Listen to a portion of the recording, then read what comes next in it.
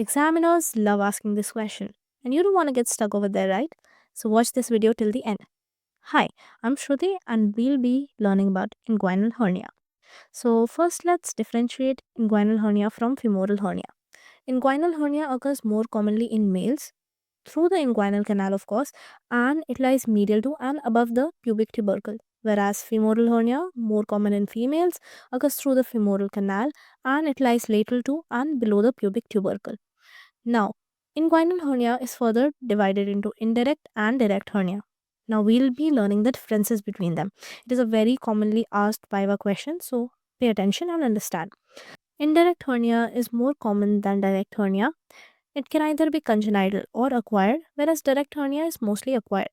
Indirect hernia is usually seen in the younger age group, whereas direct hernia is mostly seen in the elderly. Indirect hernia is usually pear shaped, whereas direct hernia is more globular. Indirect hernia can be further classified into incomplete and complete, depending upon whether it is reaching the scrotum or not. Whereas direct hernia is not reaching the scrotum usually, it is limited. Then indirect hernia, the protrusion is going to be through the deep inguinal ring, whereas direct hernia is occurring by pushing the posterior wall of the inguinal canal. This is an important point because that is what is going to define the ring occlusion test. So, indirect hernia is lateral to the inferior epigastric artery, whereas direct hernia is medial to the inferior epigastric artery. Indirect hernia is obliquely directed, whereas direct hernia is straightforward. Indirect hernia is irreducible mostly, whereas direct hernia can be reduced. In indirect hernia, the ring occlusion test is going to be negative.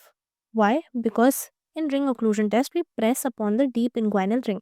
And since the protrusion is going to be through the deep inguinal ring in indirect hernia, when the person coughs, the protrusion is not going to be there because we are already applying pressure on the deep inguinal ring. Whereas in direct hernia, the ring occlusion test is going to be positive because the protrusion is not through the deep inguinal ring. So the ring occlusion test is going to be positive. Thank you for watching the video. Do like